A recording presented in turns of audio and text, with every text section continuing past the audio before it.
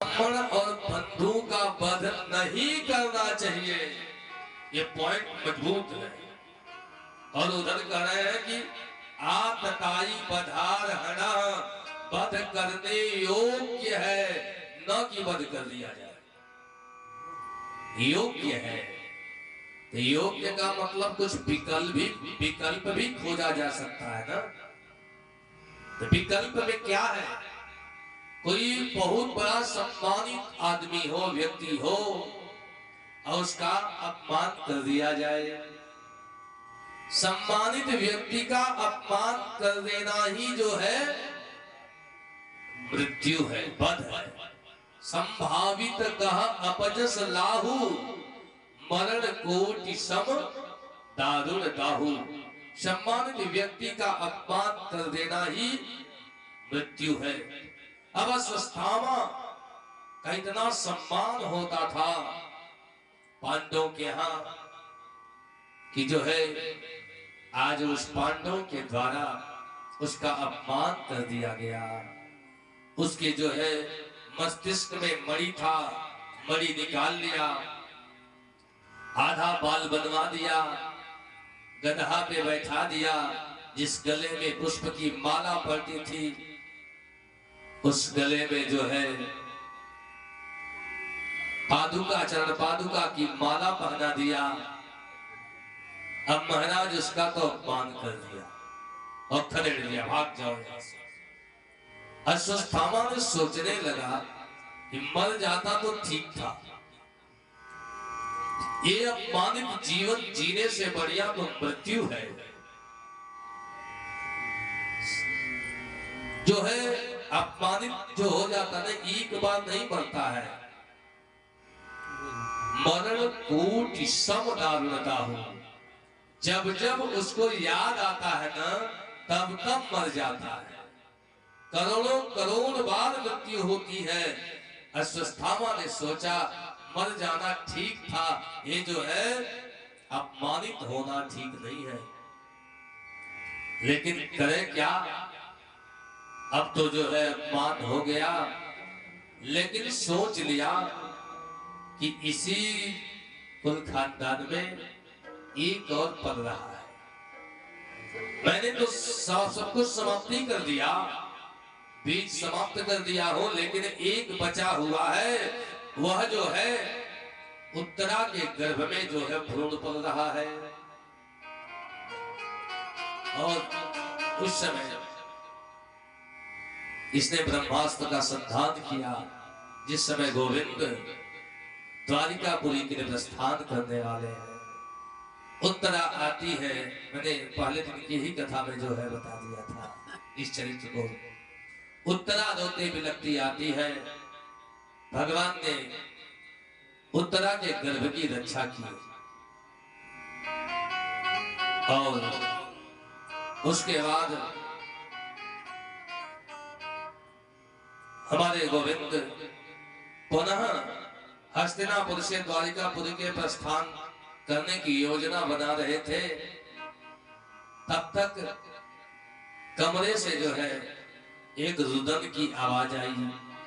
उनकी बुआ कुंती जो है एक कमरे में बैठ करके सिसक सिसक करके रो रही थी कि भगवान ने सोचा कि मेरे इस मंगलमय यात्रा में कौन रो रहा है। पहली बार मैं यात्रा बनाना चाहा तो उत्तरा रोते बिलखते आ गई। इस बार फिर मैं व्यवस्था बना रहा हूं जाने का तो फिर कोई रो रहा है। कौन मेरे इस मंगलमय यात्रा में रो रहा है?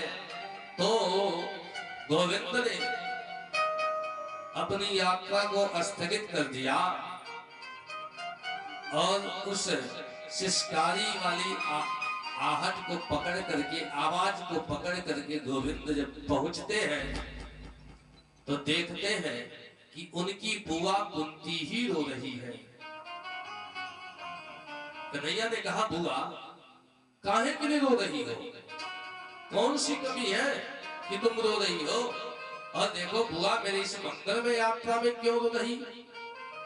मेरे यात्रा में जो तुमने रोना शुरू कर दिया ना, इसी कारण मैं अपने यात्रा को स्थगित कर दिया। कुंती मैया डांटने लगी कन्हैया को, अरे कन्हैया काहे को झूठ बोलता है, तुमसे बड़ा झूठा मैंने कभी नहीं देखा किसी को।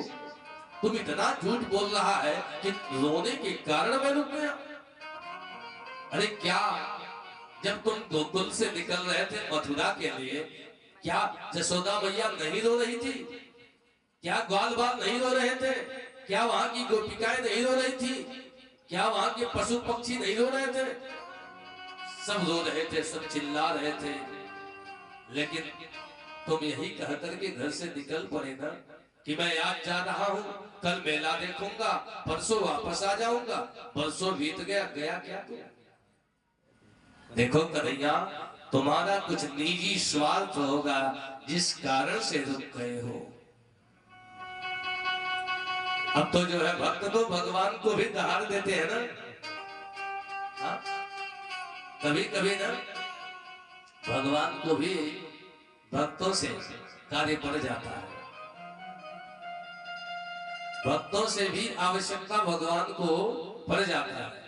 कभी कभी भगवान को भी, कभी कभी भगवान को भी भक्तों से काम पड़े। जाना था गंगा पार प्रभु के वट की नाव चढ़े। जाना था गंगा पार प्रभु के वट की नाव चढ़े। कभी कभी भगवान को भी, भगवान को भी, कभी कभी भगवान को भी, कभी कभी भगवान को भी भक्तों से काम पड़े। जाना था गंगा पार प्रभु के वट की नाव चढ़े। जाना था गंगा पार प्रभु के वट की नाव चढ़े। जाना था गंगा पार प्रभु के वट की नाव चढ़े। की जय। तो आज जो है भगवती कुंती ने कहा कि तुम्हारा अपना काम है इसलिए रुक गए हो, और देखो हमें किसी प्रकार की कोई आवश्यकता नहीं है कि मैं रोकूं आपको। अरे ये तो जो है ना, पता नहीं कैसे मेरे नेत्र से अश्रुपात हो रहा है। मैं तो तनिक भी सिस्कारी नहीं लेना चाहती थी, लेकिन ये अपने आप निकल रहा है तुम्हारे जाने पर, तो उसको मैं रोक ही नहीं पा रही थी। मैं तो नहीं रुदन करना चाहती थी। अब तो जो है कन्हैया ने कहा, बुआ आज बड़ी इच्छा कर रहा है कि तुमको कुछ दे दूं। कुंती ने कहा, क्या दे सकते हो हमें? कन्हैया क्या दे सकते हो? हमारे पास काहे की कमी है कि तुमसे मांगूं? द्रौपदी जैसी पुत्र वधू मेरे पास है, पांडव जैसे पुत्र मेरे पास है, मैं खुद राजमाता हूं। काहे की कमी है कि तुमसे मैं मांगने जाऊं? भगवान ने अपने दिव्य स्वरूप का दर्शन कराया। सशंख चक्रम सकरीच कुंडलम सफेद वस्त्रम सरसीरुहेक्षणम सहार वक्षस्थल कौस्तुभश्रियम नमामि विष्णुं शिरसा चतुर्भुजा। दिव्य चतुर्भुज स्वरूप का दर्शन करा दिया कुंती मैया को, और भगवान ने कहा, देखो फिर कहाँ बन गए? देखो बुआ, मैं त्रिलोकीनाथ हूं। आज तू जो चाह सो मांग ले, सब मैं दे दूंगा, सब आपको देने के लिए तैयार हूं। जो चाहो सो मांगो। कुंती ने कहा, कन्हैया जब देना ही चाहते हो, बड़ी इच्छा है। देखो भगवान से कोई कुछ मांग नहीं पाता। जितने भक्त हैं भगवान के ना, भगवान जब भी भक्त से कहते हैं कुछ मांग ले, कोई मांग नहीं पाया। आपको बताएं कि प्रहलाद जी से भी नरसिंह भगवान ने कहा था कि कुछ मांगो। प्रहलाद जिद किया। प्रहलाद जी ने कहा देना चाहते हो सरकार, आप जिद कर रहे हो तो एक वरदान दे दो कि कामानां प्रतिसंरोहम् भवितस्तु विडंबरे। मेरे मन में कभी मांगने की इच्छा ही ना जागृत होवे, ये वरदान दे दो। ये क्या वरदान हो सकता है कि कामानां प्रतिसंरोहम् भवितस्तु विडंबरे। वृत्रासुर जैसा महाराक्षस के सामने भगवान प्रकट हुए और कहते हैं कि वृत्रासुर वरदान मांग, क्या चाहिए तुम्हें? कहो तो तुम्हें जो है इंद्र का लोक प्रदान कर दूं, कहो तो योगियों की सिद्धि प्रदान कर दूं, या जो तुम्हारी इच्छा हो सो मैं प्रदान कर सकता हूं। कहता कि नाग पृष्ठम न च पारमेष्ठ्यम। हे ठाकुर जी, हमें न तो इंद्र की राजगद्दी चाहिए, न हमें धन दौलत चाहिए, न योगियों की सिद्धि चाहिए। मांगता क्या है? हे गोविंद, हे ठाकुर जी, हमें देना चाहते हो तो अपना प्रेम दे दो। विरह एकांक्षे, विरह रूपी प्रेम मांगता है। कैसा प्रेम मांगा है? अजात पक्षा इव मातरं खगा स्तन्यं क्षुधार्ता इव वत्सरा यथा प्रियं प्रियेव व्यसनानि शैल्या मनोरविंदा बहुत सुंदर प्रेम मांगता है। कैसा प्रेम? तो करे कि अजात पक्षा, एक पक्षी का बच्चा है, अभी घोंसले में है, अभी पंख नहीं जमा है। अब पंख नहीं जमा है, वो पक्षी का बच्चा जो है ना, घोंसले में से टुकुर टुकुर अपने मैया को निहार रहा है और उसकी मैया बाहर है और वह ऐसे निहार रहा कि मेरी माँ आती और मेरे चोंच में चारा डाल देती। हरदम निहारता रहता कि कब मेरी माँ आएगी। हे ठाकुर जी, मैं भी जो है उसी पक्षी के बच्चे जैसा हो जाऊं और आपको जो है सर्वदा जहां भी बैठूं आपको निहारता रहूं और आप आकर के मुझसे लिपट जाए। अजात पक्षा इव मातरं खगा। दूसरा प्रेम कैसा मांग रहा है?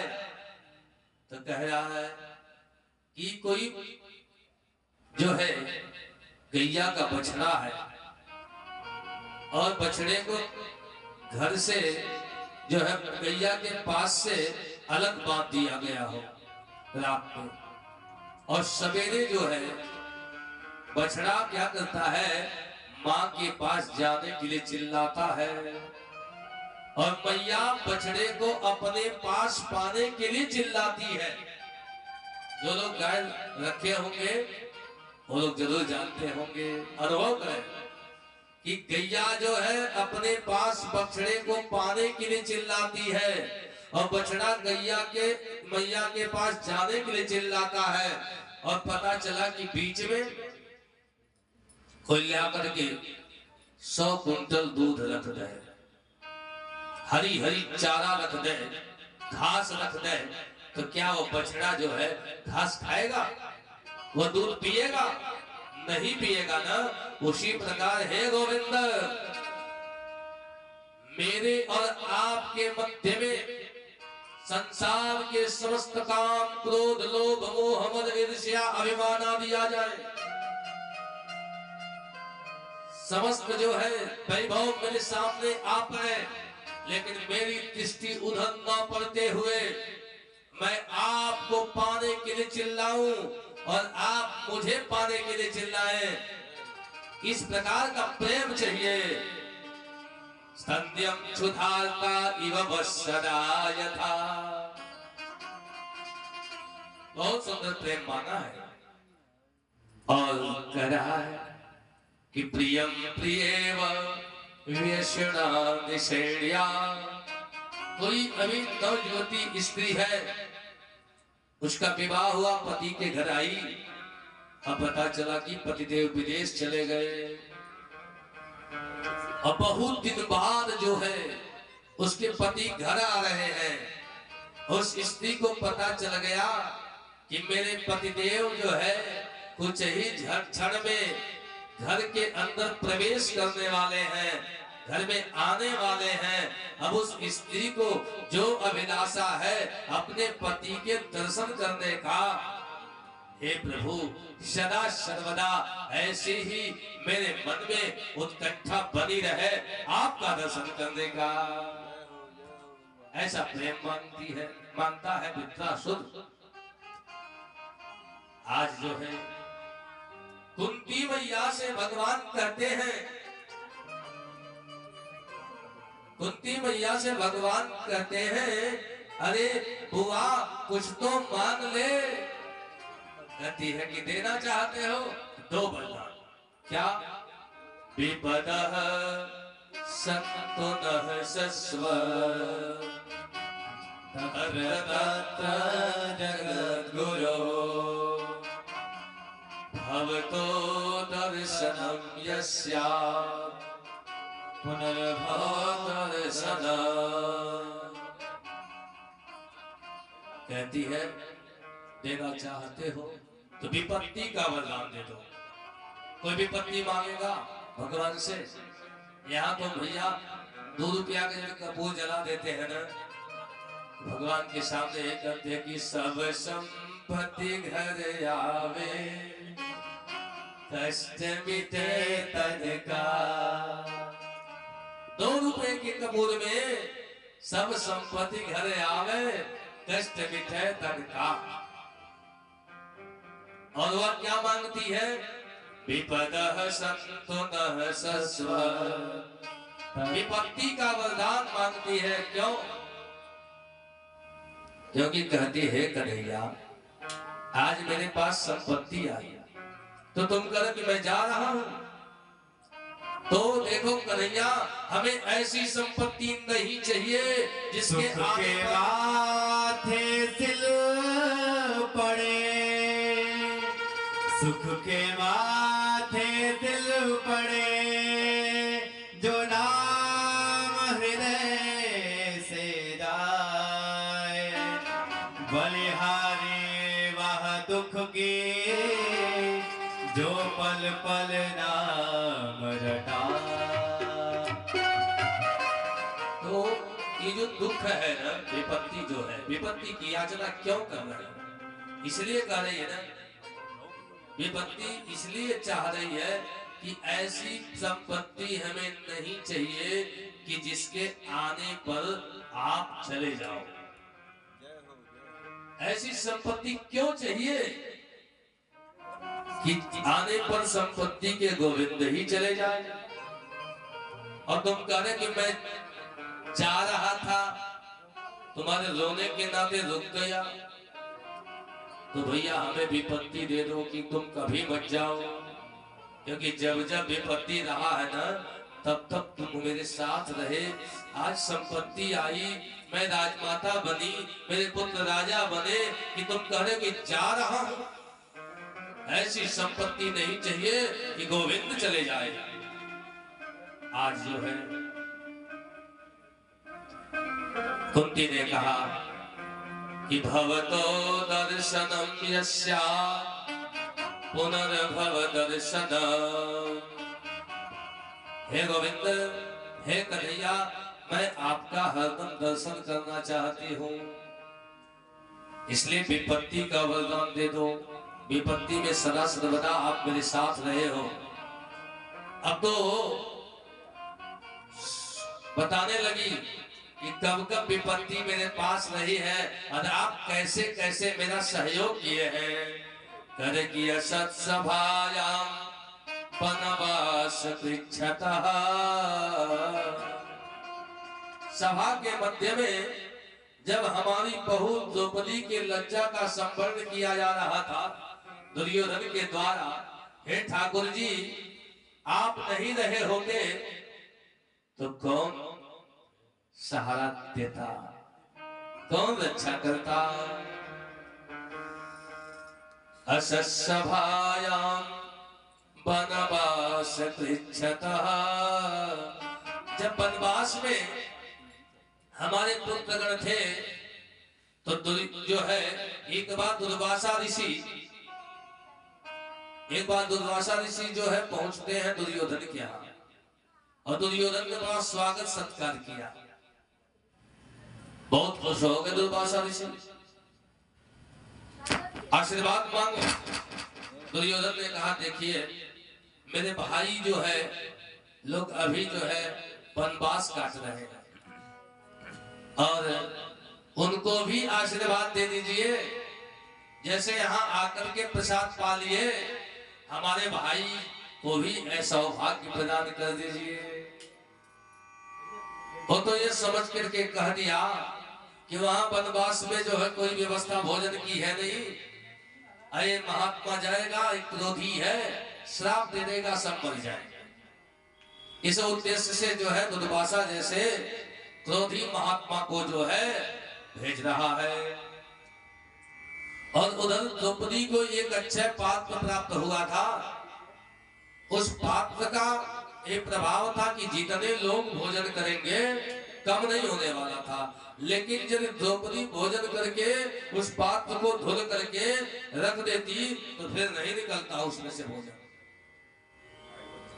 आज जो है दुर्वासा ऋषि जैसे पहुंचे कि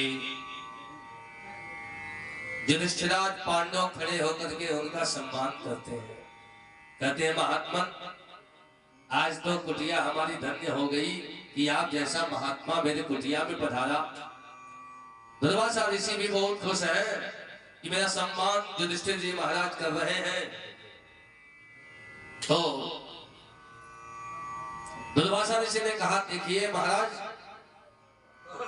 आप तनिक भी चिंता न करिए, जो सेवा हमसे बन सके हम आपकी सेवा करेंगे। दुर्वासा ऋषि ने कहा कि हम लोग गंगा स्नान करने के लिए जा रहे हैं और तब तक आप भोजन की व्यवस्था कराओ, आप भोजन की व्यवस्था कराओ और हम अपने शिष्यों के साथ आकर के आपके यहाँ ही आज भोजन प्रसाद देंगे। अब तो महाराज युधिष्ठिर जी के ऊपर लगता है कि कोई पहाड़ रख दिया, वहां एक भी व्यक्ति के भोजन की व्यवस्था नहीं थी उस समय। जिस समय दुर्वासा ऋषि पहुंचते हैं द्रौपदी बर्तन को धुल करके रख देती है, ऐसे समय में दुर्वासा ऋषि पहुंचते हैं।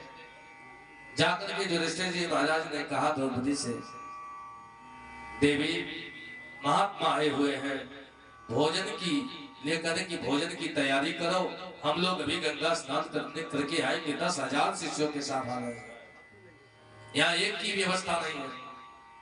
द्रौपदी घबरा गई कि मैंने अच्छा पात्र को भी धुल दी हूं, कुछ निकलने वाला भी नहीं है।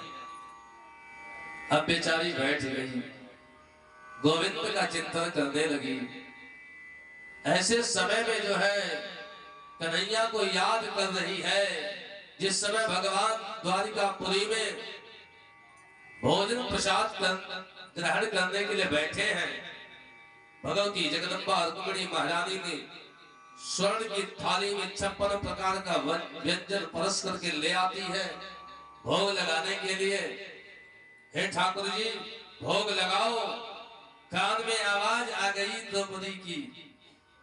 अब गोविंद तो जो है भोजन छोड़ करके चल दिए और आकर के द्रौपदी से कहते हैं कि बहन बहुत तेज भूख लगा है, भोजन कराओ। द्रौपदी ने कहा भैया मैं तो इसलिए पुकारी थी कि कुछ तुम ले करके आओगे, तुम खुद भूखे आ गए, कहां से भोजन बनाओ? भगवान ने कहा तेरा अक्षय पात्र कहां गया? द्रौपदी जी ने कहा कि अक्षय पात्र को मैंने अपने हाथों से धुल दिया, ये भी नहीं कि किसी नौकर से धुलवा दी। देखिए संत महात्मा लोगों के पात्र को देखेंगे ना चमकता मिलेगा, खूब मल मल करके धुलते हैं, उसमें तनिक भी जो है कहीं से दाग तक नहीं रहता। अब तो मैंने अपने हाथों से जो है धुली हूं, इसमें किसी प्रकार की कोई कमी नहीं है, तनिक भी कहीं भी कुछ नहीं छिटा है। भगवान ने कहा ले तो आओ, भगवान के सामने ला के रख दी, देख यही ना अक्षय पात्र है। भगवान ने सूक्ष्म दृष्टि डाला और उसमें से एक सांप का कण निकाला, कहा बहन तुम्हारे पास इतनी संपत्ति है और तुम कह रहे कि कुछ नहीं है, ये गोविंद है, अपने भक्तों का पग पग पे कल्याण करता है, याद करते रहता है। आज ये गोविंद जो है, कहा बहन इतनी संपत्ति है और तुम कह रहे कि मेरे पास कुछ नहीं है, देख मैं आज भोग लगा रहा हूं, संसार का कोई मानव नहीं बचेगा, कोई जीव नहीं बचेगा जिसका पेट आज न भर जाए। अरे हम लोग भी जहां रहे होंगे उस दिन पेट भर ही गया होगा, कोई भूखा नहीं रहेगा। भगवान ने भोग लगाया, जैसे दुर्वासा ऋषि अपने शिष्यों के साथ जो गंगा में स्नान कर रहे थे, सबका पेट भर गया, यहाँ तक कि जो है महाराज उल्टा ढिकार आने लगा, कच्ची ढिकार आने लगी, किसी के पास इतनी भी हिम्मत नहीं है कि टैबलेट खा ले, पानी पी ले। हाँ अब तो महाराज भगवान ने कहा भीम आप आई, जाकर के कह दो बाबा जी से कि चले भोजन कर ले। भीम ने कहा कहां के लिए झूठ बोल रहे हो, कहां भोजन तैयार किए हो? भगवान ने कहा देखो आएंगे नहीं हो, लेकिन तुम जाओ तो जब न आवे तो उनसे प्रार्थना करना, महाराज जी हमारी बड़ी इच्छा रही है कि आप हमारे यहाँ चलते, हम आपके पांव को पखालते, आप हमारे यहाँ भोजन करते, हम आपको दक्षिणा कुछ देते और आप आशीर्वाद देते, यह सौभाग्य हमको मिलता।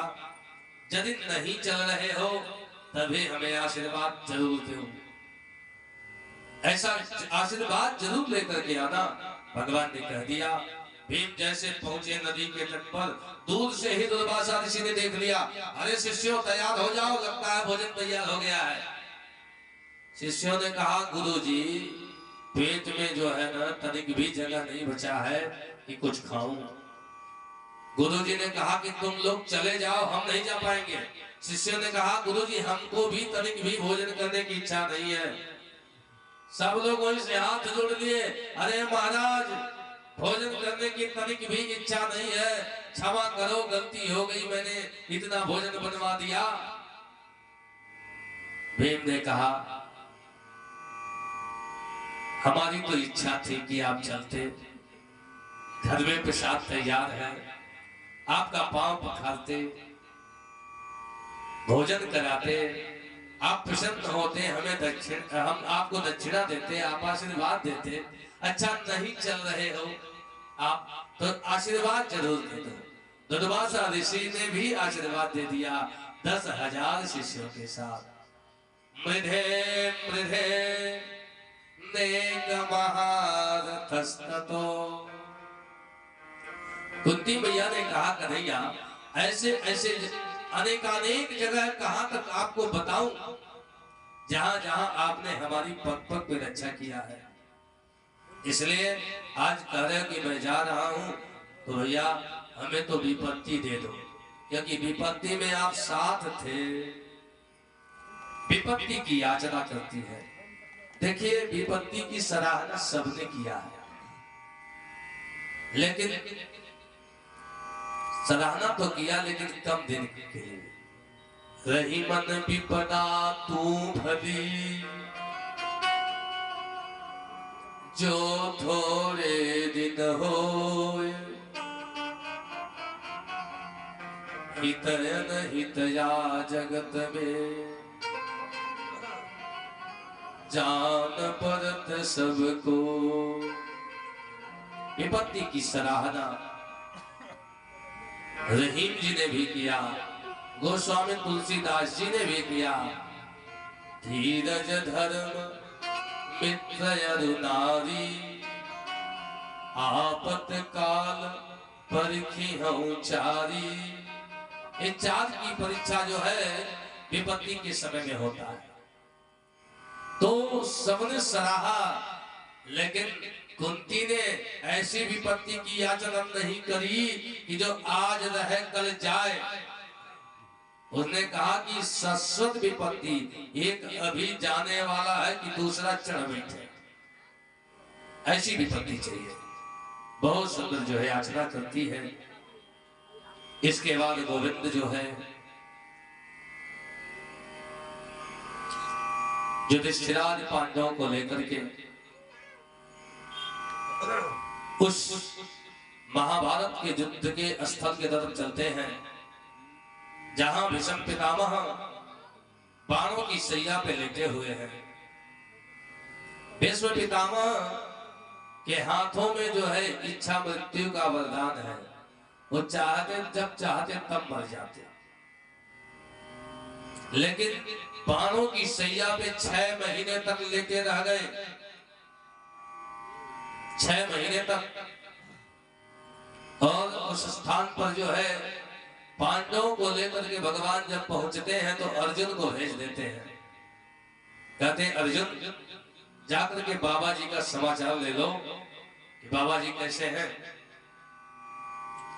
अर्जुन जब भीष्म पितामह के पास पहुंचते हैं, देखिए भगवान नहीं जाते, भगवान भीष्म पितामह के पास नहीं जा रहे हैं। क्यों जानते हैं? इसलिए कि भगवान तो उसके पास नहीं जाते हैं जिसके द्वारा सामाजिक चूक भी हो जाता है। इनके द्वारा एक सामाजिक चूक हो गया है। क्या कि द्रौपदी के लज्जा का संवरण हो रहा था, वहीं भीष्म पितामह बैठे थे।